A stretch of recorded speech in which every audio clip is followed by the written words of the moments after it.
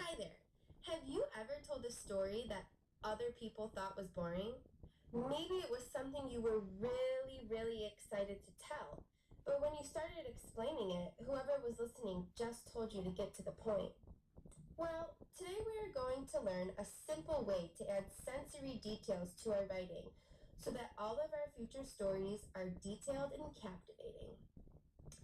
Imagine that your class has spent weeks upon weeks learning about the Harlem Renaissance, and now your teacher wants you to write a descriptive narrative that tells the story behind a piece of art.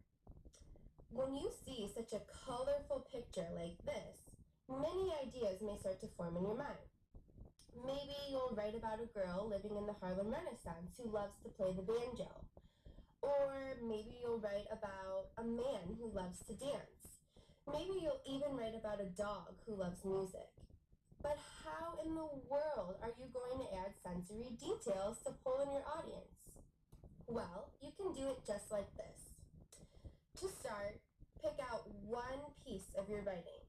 For instance, you can pick the setting, a character, an object, but only pick out one part.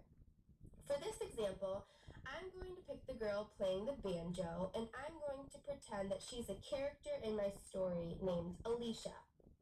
Now, to start, we should write Alicia's name at the top of our paper. And underneath her name, we should write the 5 senses: taste, touch, see, hear, and smell. Now, you'll want to take your time considering each sense of the body and how it can apply to Alicia. From this picture, you may be able to say that Alicia's fingers ache from having to press on the rough strings of the banjo.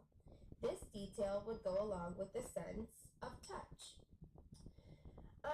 Another sense that you might be able to write about is sight. You could say that Alicia sees all of the beautiful prints of everyone's clothes around her. Even if there are some senses missing from the picture, you can make them up in your story.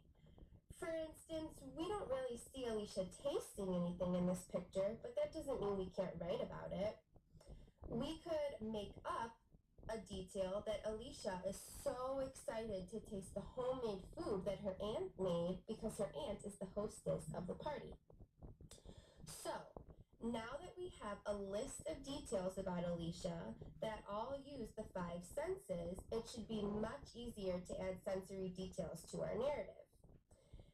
If we still feel that our story is a little bit boring after we write about Alicia, don't forget that we can make this sense list for each part of our writing. We could now write about this setting, or we could now write about an object found within our story. So, the next time you want to tell a captivating story, don't forget that it all comes down to details.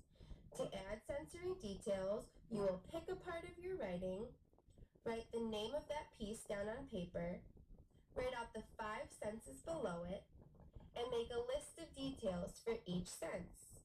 Now it's your turn to try. I know you can do it.